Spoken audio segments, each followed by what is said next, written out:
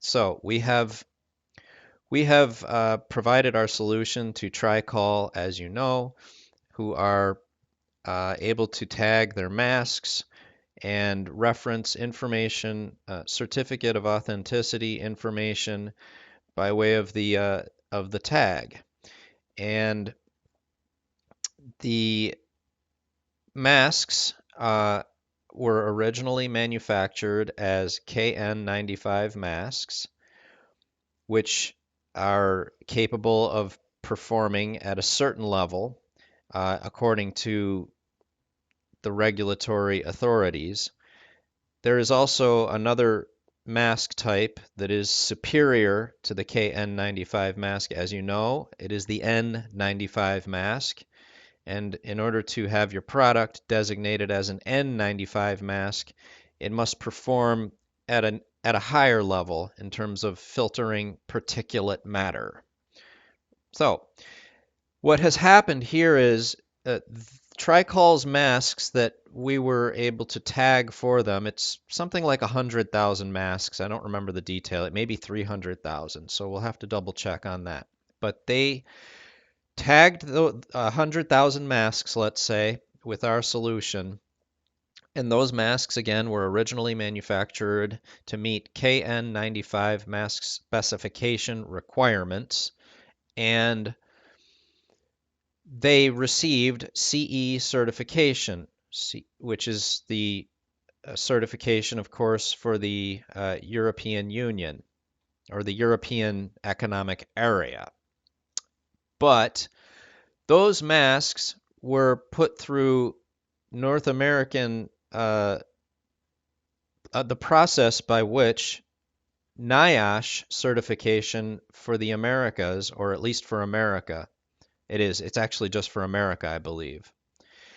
NIOSH certification, NIOSH, in order such that those masks can be designated as N95 masks, the superior premium mask type. Now, the reason why this is a success story for our customer is that the new event wherein the masks that were already produced at the produced and tagged at the factory with the designation of KN95 are now able to be sold as N95 masks, and the event wherein that certification was approved can now be written to the record, the non-fungible record associated with each pack of masks, so that when a hospital or any consumer or end user or any party scans the item to reference that item's record on the VeChain blockchain, they're able to verify that that pack of masks has received approval for NIOSH certification and is therefore and thereby an N95 mask. In fact, the idea of how and why this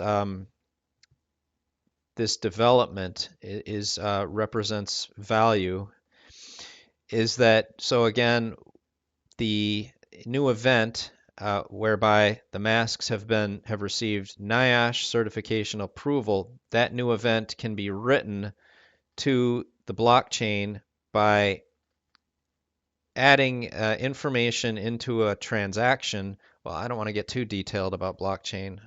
Need to frame this step by step. So to keep it simple, the new events can be written to the record that is attached to the product, that is attached to the real items tag on the product. And when that happens, that information can be referenced at any point in the future by, again, just scanning the item. And when the item is scanned, the user will always be brought to the single record of that product's life cycle.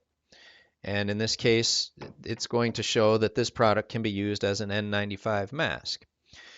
So I'm going to give you something like a product demo uh, as to how something about this works. So I'm going to walk through some very basics of how when uh, when a record is when information such as an event is added to a record on the blockchain, um, why it is that it actually cannot be faked.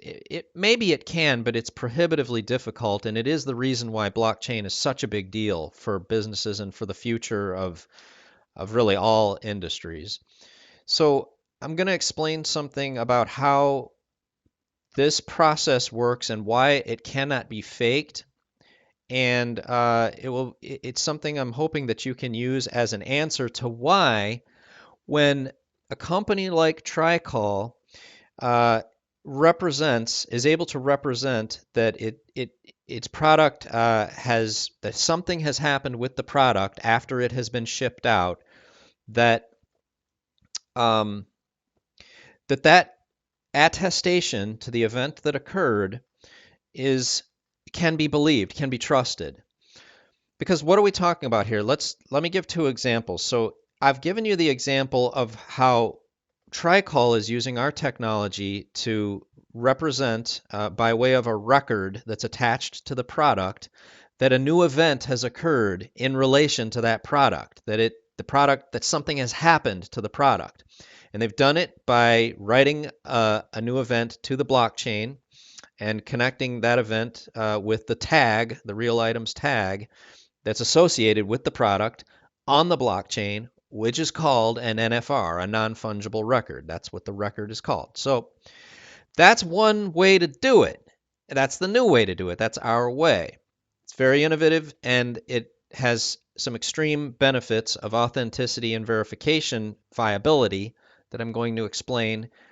But first, before I do that, let's of course take note of the existing method for representing that a new event has occurred in relation to a product such as these vitamins.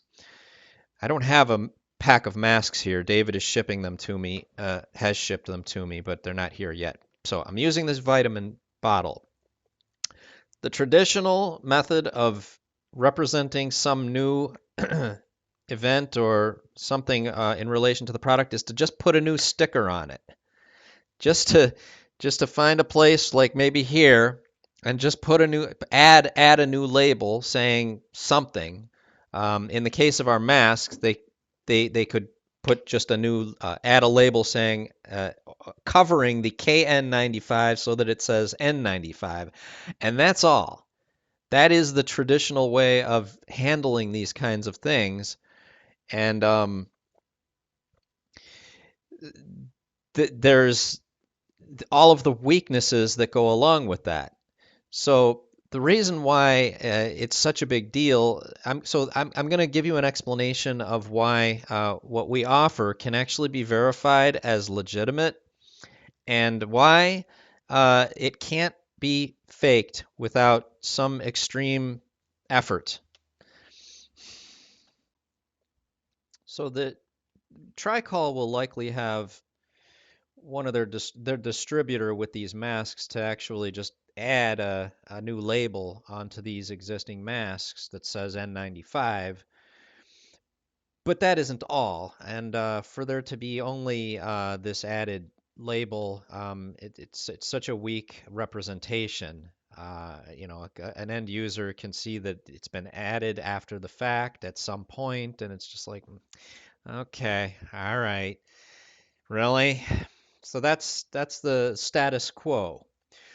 Now, so let's talk about why it is and how it's such a big deal for, well, really, why blockchain as a solution here is legitimate, why it actually works, and why it cannot be faked. So I'm going to talk about how basic things with blockchain, how they work, in order to explain why it is that this process, this whole verification process, cannot easily be faked. It probably can't be faked at all in any meaningful or lucrative or profitable way once it's been implemented, once it's been adopted.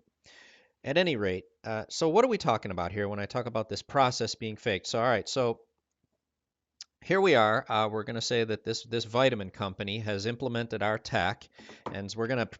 I need a better demo. I need an actual real items tagged product. I don't have one at the moment, but let's say this is a real items tag, and it isn't. Obviously, we use QR codes with a PIN uh, for second factor authentication. And so, let's say that a company has implemented our tech, and they are thereby providing their customers, their consumers, with a way to verify the authenticity of this bottle of vitamins with their phone by scanning the tag and having their phone display information about the provenance of this product, where it came from, the date that it was packaged, what materials, what ingredients, what are the active ingredients, if any, in these vitamins, and the date that it was shipped out to the maybe wholesale distributor or something like that. That's all displayed here. Well, why is it that why is it that this is legitimate?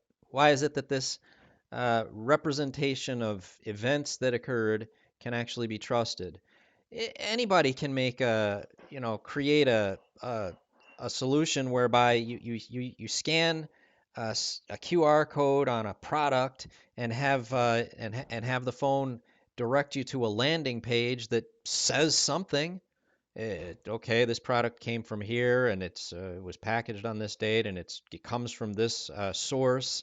Anybody, any 12-year-old developer can build a solution to bring a consumer to a landing page that says, yeah, this product was tracked on the blockchain, and here are some strange looking cryptographic letters and numbers that look look techie. This looks techie enough. Okay, yeah, that's block. Well, that actually potentially can be faked. But here's the thing that cannot be faked. I'm going to actually take you through how it is that this stuff works in a way such that um, because of certain components of functions of functionality of how blockchain works, that this actually cannot be faked.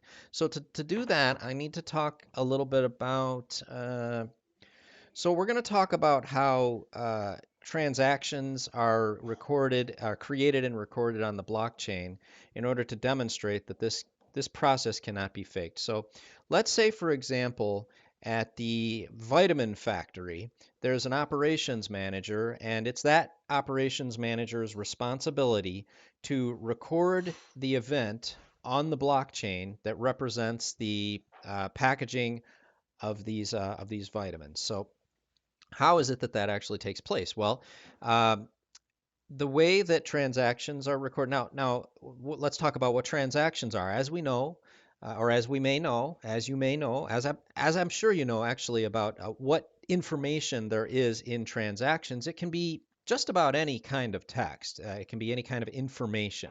So, of course, in the case of Bitcoin, the information in a transaction is just about money. It's how much, who sent it, and who received it. Now, of course, however, any information can be put into a transaction on blockchain, into a transaction that then gets mined into a block that is then appended to the existing blockchain. And in our case, we're including the information about this bottle of vitamins in the transaction, where it came from, how much it weighs, the date that it was packaged, the date it was sent out, etc. So, in order to create that transaction, again, we have the example of our operations manager at the vitamin factory.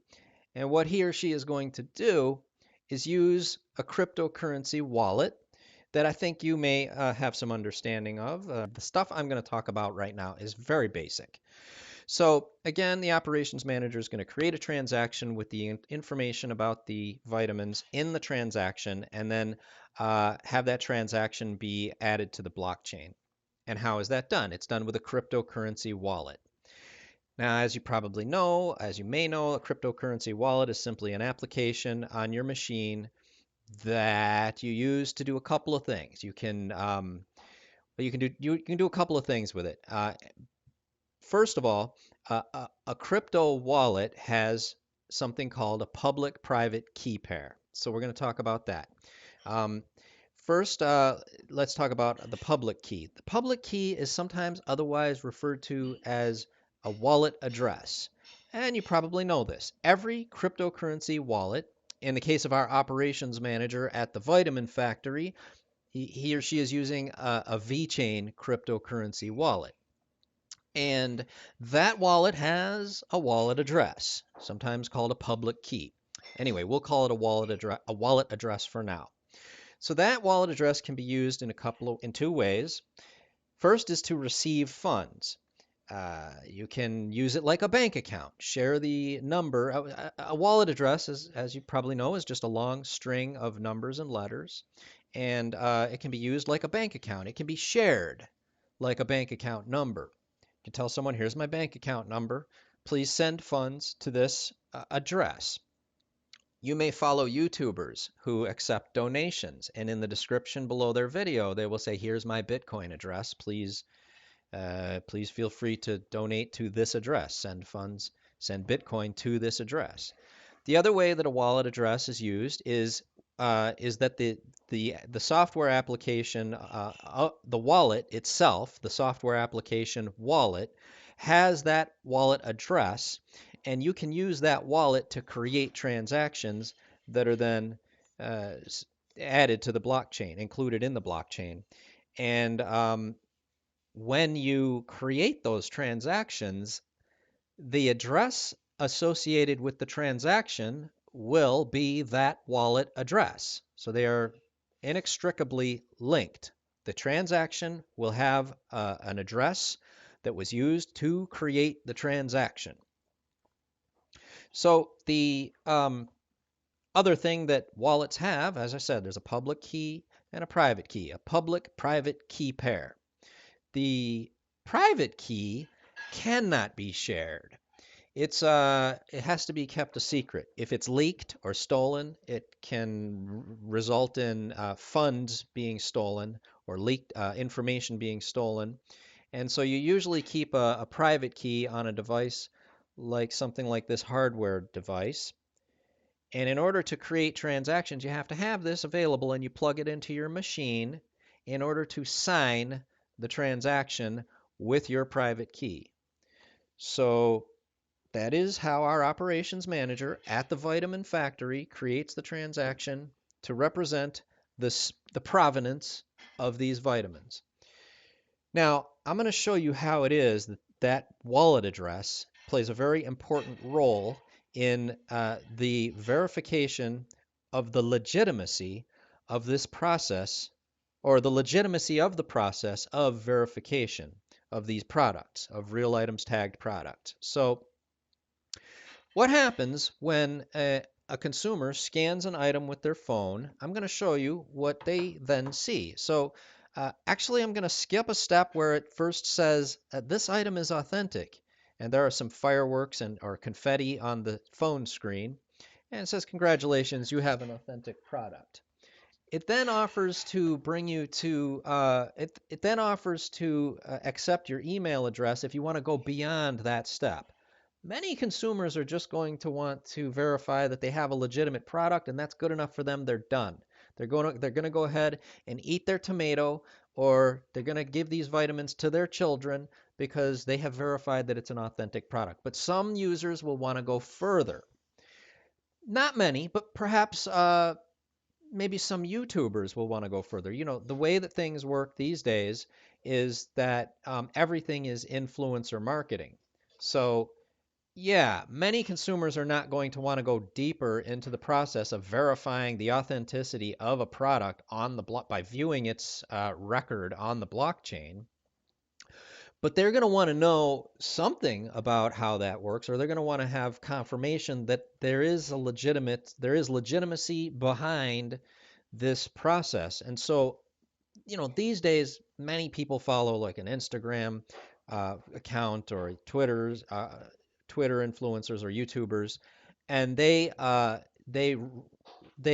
rely on those influencers to provide them with recommendations. So there might be like a YouTuber that routinely talks about healthy foods, or there might be a yoga YouTuber that does product recommendations for healthy foods or organic foods or something like that, or ethically sourced products, ethically sourced textile products, or something like that.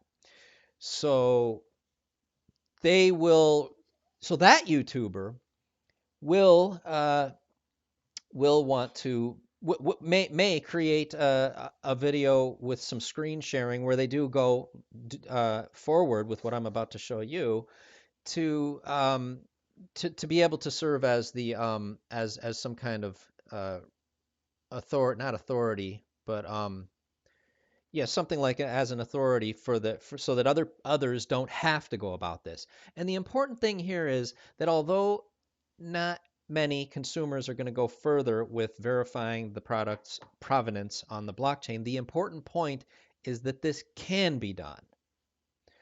So for those who do it, this is what they're going to see after they enter. If they go further, they're going to enter their email address, and they're going to be then have a real items account created for them. And the item that they have that they've procured will then be the digital ownership. The digital ownership of that item will then be transferred to that purchaser, it's thereby placed in their real items account. And so again, I need a better demo because now I have coffee. This is my real items account, and you can see here that I have coffee. This is a bag of very expensive coffee that I think you've seen on, from our other the other work that you have, your existing work with the company. But this is our company, Jamaica Blue Mountain Coffee.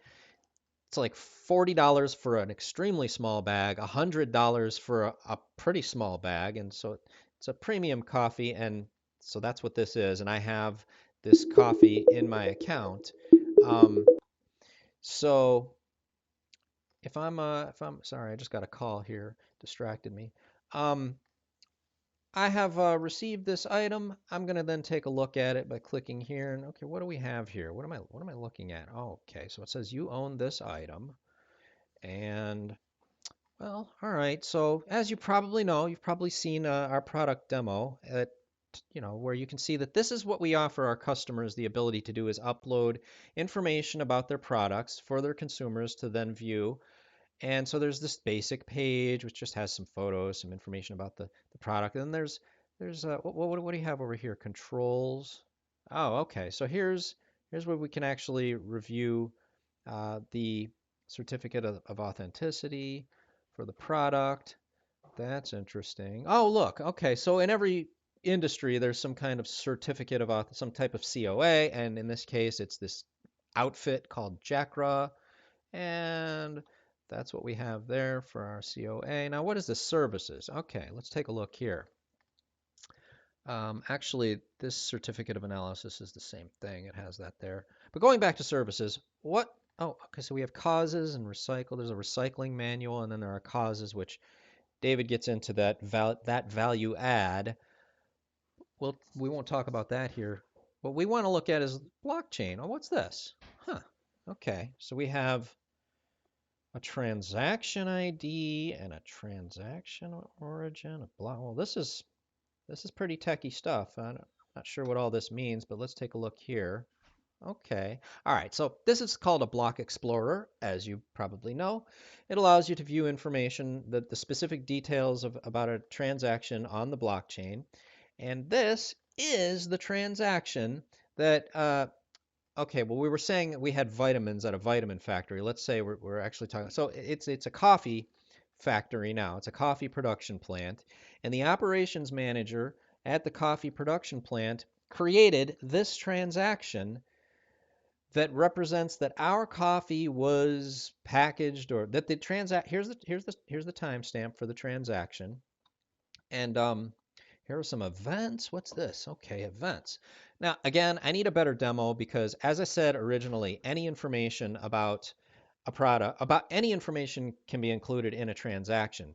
And this is not human readable, but let's pretend for the purpose of our example here that this is human readable text because it can be. And it will say, okay, so this bag of coffee was created. It was okay. So the beans were picked on this date. They were roasted on this date, grinded or ground on this date, packaged on this date, and maybe shipped to the distributor on this date. So here is the information about the coffee's provenance. Now, what's this here? Origin. Okay, what's this? Now, this is the wallet address that was used to create this transaction. You can see here it's 0x03D016, and here you can see if we go back to services and blockchain. And so transaction origin 0x03D. Okay, so yeah, this brought us here. It's the same address. This is the wallet address that our operations manager used to create the transaction, recording the provenance of this product on the VeChain blockchain. Now, here's the end of the story. A end user, such as a YouTuber or any other consumer, can use this address and independently verify that this was the address, that this is the address used at the coffee production plant to make representations about their product.